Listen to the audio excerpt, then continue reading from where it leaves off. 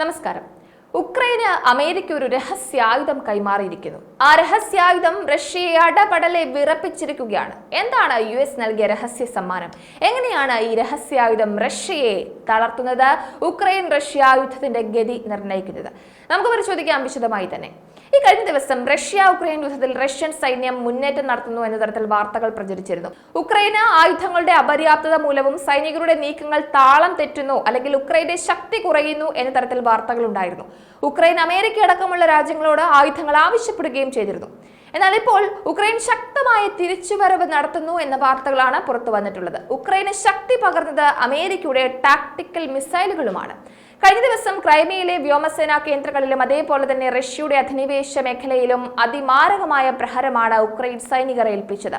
America കൈമാറിയ രഹസ്യായുധം ശക്തമായ പ്രതിരോധം തീർക്കുന്ന ഒന്നാണ്.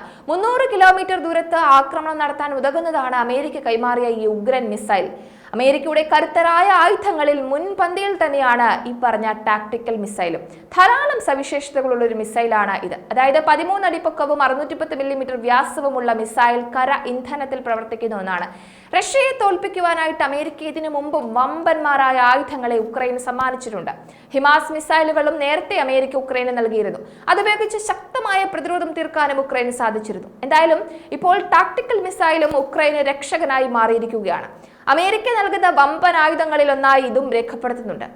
ആർമി ടാക്ടിക്കൽ മിസൈൽ സിസ്റ്റം അഥവാ ATACMS എന്നു പേരുള്ള ഈ മിസൈൽ അത്യാധുനിക സജ്ജീകരണങ്ങളുള്ള ഒന്നാണ്. LTV എന്ന US കമ്പനിയാണ് ഇത് നിർമ്മിച്ചത്. എന്തായാലും ഹിമാസ് പോലെ ലോക ശ്രദ്ധ പിടിച്ചുപറ്റുന്നതാണ് ഈ പറഞ്ഞ ടാക്ടിക്കൽ മിസൈലും. ഹിമാസിന്റെ ലോഞ്ചർ ഉപയോഗിച്ചും ഈ പറഞ്ഞ ടാക്ടിക്കൽ മിസൈൽ തൊടുക്കാനാകുമെന്നത് അടിവരയിട്ട് പറയണം. 2022 ഫെബ്രുവരിയിലാണ് റഷ്യ ഉക്രൈനെ കടന്നാക്രമിക്കാൻ തുടങ്ങിയത്. ഇപ്പോഴും ആ യുദ്ധം അനന്തമായി നീളുകയുമാണ്. ഇതിനോടകം തന്നെ ഇരുവരും മികച്ച രീതിയിൽ തന്നെ പൊരുതുന്നുണ്ട്. ചില അവസരങ്ങളിൽ ഉക്രൈൻ പിൻവാങ്ങുന്നുണ്ട്, വീണ്ടും ശക്തമായിട്ട് മുന്നോട്ട് വരുന്നുണ്ട്. ഇതിനിടയ്ക്ക് പുടിൻ പല നിർണായകമായ മുന്നറിയിപ്പുകളും നൽകിയിരുന്നു. അതായത് ഒരു 3ാം ലോക മഹായുദ്ധത്തിലേക്ക് വരെ നടന്നെടുക്കുവാൻ സാധ്യതയുണ്ട് എന്ന് റഷ്യ മുന്നറിയിപ്പ് നൽകിയിരുന്നു. അതിനെ ലോകം വലിയ ആശങ്കയോടെയാണ് നോക്കിക്കണ്ടതും. ഇപ്പോഴും അങ്ങനെ തന്നെയാണ്. ആണവായുധം വരെ പ്രയോഗിക്കുമെന്ന് പുടിൻ പ്രഖ്യാപനങ്ങൾ നടത്തിയിരുന്നു. പക്ഷേ പുടിന്റെ കണക്കുകൂട്ടലുകളൊക്കെ തെറ്റിച്ചുകൊണ്ടാണ് ഉക്രൈനിലെ അമേരിക്കയുടെ ഇടപെടലുകൾ. അമേരിക്ക ഉക്രൈന്റെ മുന്നേറ്റത്തിനായിട്ട് അത്യാധുനികമായ ആയുധങ്ങൾ വാരി വിതറുകയാണ് എന്ന് വേണമെങ്കിൽ പറയാം. അമേരിക്കയുടെ ഇടപെടൽ പുടിനെ വലിയ രീതിയിലാണ് ചൊടിപ്പിക്കുന്നതെന്നും പറയേണ്ടതുണ്ട്. മിസൈൽ പ്രഹരം തന്നെ ഇപ്പോൾ റഷ്യയെ വിറങ്ങലിപ്പിച്ചു എന്ന് പറയാം. അമേരിക്കയാണ് ഉക്രൈന്റെ മറവിൽ യുദ്ധം ചെയ്യുന്നത് എന്നുള്ള പുടിന്റെ വാദം തെളിയിക്കുന്ന നീക്കങ്ങളാണ് ഇപ്പോൾ സംഭവിച്ചുകൊണ്ടിരിക്കുന്നതും. നാറ്റോയുടെ അംഗബലം കൂടുകയും റഷ്യയ്ക്ക് ചുറ്റുമുള്ള രാജ്യങ്ങൾ നാറ്റോയിൽ അണിനിരക്കുന്നതും പുടിനെ സംബന്ധിച്ച് വലിയ ആശങ്കയുണ്ടാക്കുന്ന ഒന്നാണ്. മറ്റ് രാജ്യങ്ങളിലൂടെ അമേരിക്ക റഷ്യയെ തളർത്താൻ കീഴ്പ്പെടുത്താൻ നോക്കുകയാണെന്നാണ് പുടിൻ പറയുന്നത്. അതുകൊണ്ട് തന്നെയാണ് ഉക്രൈനിൽ ആയുധങ്ങൾ എത്തിച്ചു കൊടുത്ത് അമേരിക്ക യുദ്ധം ചെയ്യുന്നത് എന്ന് പുടിൻ പറയുന്നതും. ഉക്രൈനിലെ ഊർജ്ജ നിലയങ്ങളും അടിസ്ഥാന സൗകര്യ കേന്ദ്രങ്ങളും റഷ്യയുടെ ക്രൂയിസ് മിസൈൽ ആക്രമണത്തിൽ തകർന്ന തരിപ്പണമായിരുന്നു. എന്നാൽ ഇപ്പോൾ റഷ്യയോട് ഉക്രൈൻ പകരം ചോദിക്കുന്ന കാഴ്ചയാണ് കാണാൻ സാധിക്കുന്നത്. അമേരിക്കൻ കൂറ്റൻ മിസൈൽ ഉപയോഗിച്ചുകൊണ്ടുള്ള ഒരു പകരം വീട്ടൽ. റഷ്യക്ക് കനത്ത തിരിച്ചടി നൽകാൻ തന്നെയാണ് ഉക്രൈനോടൊപ്പം ചേർന്ന് അമേരിക്കയും തീരുമാനിച്ചിരിക്കുന്നത്. യുദ്ധത്തിൽ റഷ്യ രാസായുധം വരെ ഉപയോഗിക്കുന്നു എന്ന ആരോപണവുമായിട്ട് അമേരിക്ക നേരത്തെ രംഗത്ത് വന്നിരുന്നു. ഉക്രൈനിൽ ക്ലാരോപെക്രിൻ പോലുള്ള കെമിക്കൽ ഏജന്റുകൾ ഉപയോഗിക്കുന്നതായിട്ടാണ് US സ്റ്റേറ്റ് ഡിപ്പാർട്ട്മെന്റ് ആരോപിച്ചത്. റഷ്യ ഒപ്പിട്ടിട്ടുള്ള രാസായുധ കൺവെൻഷൻ ഉടമ്പടിയുടെ ലംഘനമാണെന്നും അമേരിക്ക പറഞ്ഞിരുന്നു.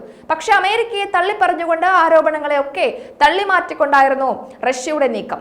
ഫോബ്സ് ലേഖനം അനുസരിച്ചിട്ട് ഉക്രൈനിയൻ ജനറൽ സ്റ്റാഫ് ഡിസംബറിൽ 81 രാസാക്രമണങ്ങളാണ് റിപ്പോർട്ട് ചെയ്തത്. ജനുവരിയിൽ ഇത് 229 ഉയർന്നുവെന്നും പറയുന്നു. അങ്ങനെ വലിയ കണക്കുകളാണ് നിരത്തുന്നത്. പക്ഷേ ഇപ്പോൾ ഇതിനെല്ലാം ആക്രമണങ്ങൾക്ക് പ്രത്യാക്രമണം നടത്താൻ വലിയ ഊർജമാണ് ഉക്രൈന് അമേരിക്ക പകർന്നു നൽകുന്നത്. ഇനിയും ആവനാഴിയിലെ വമ്പന്മാരെ ഉക്രൈനിൽ ഇറക്കുമെന്ന് തന്നെയാണ് റഷ്യയോടായി അമേരിക്ക പറയുന്നതും. എന്തായാലും റഷ്യ ഉക്രൈൻ യുദ്ധം അനന്തമായി നീളുന്ന സാഹചര്യത്തിൽ ആയുധങ്ങൾ അങ്ങോട്ടും ഇങ്ങോട്ടും പുതിയ പരീക്ഷണങ്ങൾ നടത്തുമ്പോൾ എങ്ങനെ ഇതിനൊരു അവസാനം ഉണ്ടാകും? ആര് ജയിക്കും, ആര് വീഴും, ആര് വാഴും എന്നുള്ളതിൽ കാത്തിരിക്കുകയാണ് ലോകം. ഒരു 3ാം ലോക മഹായുദ്ധത്തിലേക്ക് കാര്യങ്ങൾ പോകരുത് എന്ന പ്രാർത്ഥനയിൽ തന്നെയാണ് ലോകം.